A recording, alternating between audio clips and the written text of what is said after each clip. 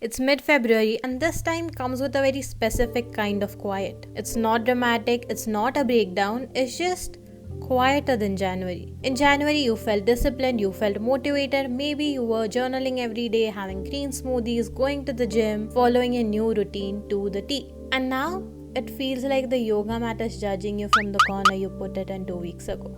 Your alarm feels heavier, and there's this subtle guilt in your chest. It's not sad heavy, it's I can't believe I'm doing this again.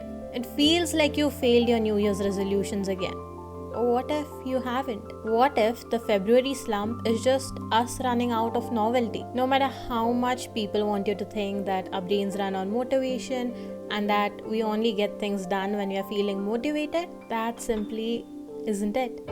Hi, I'm Kuhu, a counselor with a master's in psychology and your buddy in figuring out the psychology behind manifestation, motivation, pop cultural trends. On this channel, we try to find things we can do in our everyday lives to live our best life. So if that sounds like your vibe, hit subscribe and let's get started. Maybe right now you feel like you are a completely different person in January. You made your vision board, you were acting on it, maybe you were journaling actively every day, and you were waking up at 6 a.m. consistently. And now, the New Year, New Me energy seems to have disappeared into thin air. If that's you and you're left with this quiet, stinging guilt that you've already ruined the year, that yet again your New Year's resolutions will just stay resolutions and never become goals you've actually achieved, and it's all because you're lazy, I have a secret for you. You aren't lazy. Your brain is just tired of being in manual mode. It's this in-between period where our brains go from new goals to habits, from explore to exploit mode. In January, our brains are in exploratory mode. Everything is new. That main character energy you felt in January, that was your brain operating in action outcome mode. In this phase, our behavior is goal directed. You do the thing because you want the result. This process relies heavily on the parts of our brain that handle motivation and reward prediction. During this period, our neurons are firing like crazy throughout the entire process. So every process of packing your gym bag, driving to the gym, and lifting weight requires conscious, high energy brain power. This is expensive. Our brain is constantly calculating outcomes. It feels good because it's new, but it burns a lot of cognitive fuel. That's us in January. High effort, high conscious control. You're basically micromanaging every single action in your goal. So it's not that you were an exceptional disciplined person in January and now you're not. You were just a person with a lot of New Year fuel, and in February, your tank just hit empty.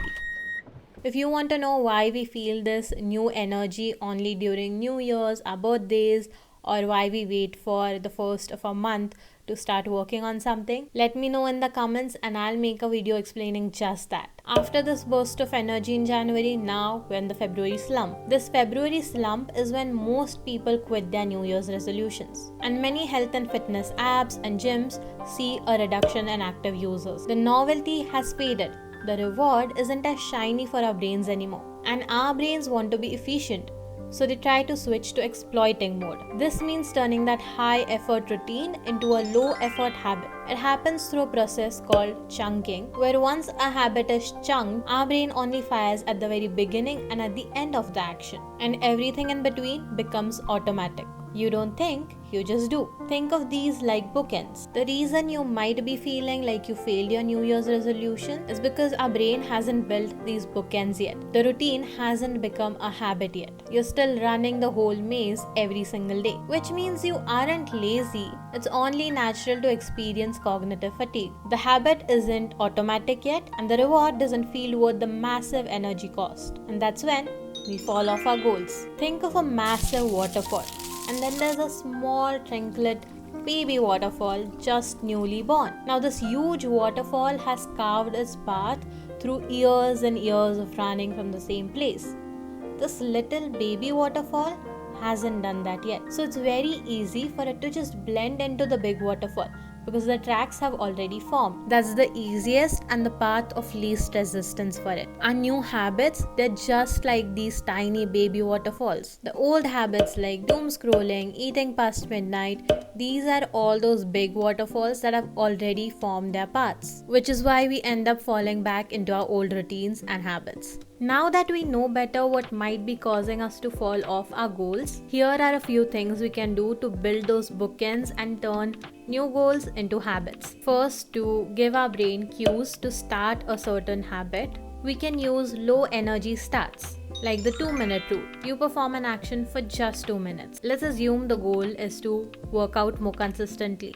We don't start off with a whole workout routine. Instead, we focus on working out for just 2 minutes for the first few days, maybe even for the first few weeks. Another way is habit stacking. You might have heard about this in Atomic Habits. In habit stacking, you basically anchor the start of a new habit that you want to build to the end of an old habit you already have. Say you decide you're going to meditate for 5 minutes as soon as you're done brushing your teeth in the morning. End of brushing your teeth becomes the start of meditating. Another way is to reduce friction by placing physical cues in places you can easily spot. Like every morning you keep the book you want to read on your pillow, so it's the first thing you see when you're going to bed. Or instead of in a closet or in a bag, you keep your yoga mat right in front of you, right in front of your bed, right beside your TV, because out of sight is out of mind. Now, some ways to wire the stop bookend, because if the end of a task feels like a grind, feels like it was difficult, then we might feel hesitant to go back to the activity the next day. Like lifting weights is difficult at first and can feel repulsive because of it. So we could try to do something that makes us feel a little less bad at the end. If the workout is very tiring, doing some very light stretches at the end so that you end the workout on a little positive note. You might have come across this trick to place a piece of chocolate on your book that you're reading as you read. I think this was a very popular trick a few years back, and it works because you have that little reward waiting for you at the end. If you struggle with focusing on one task and not branching into 10 different tasks, creating clear end signals can be a way to manage that. This can be as simple as closing your laptop, clearing out your desk as soon as you're done working.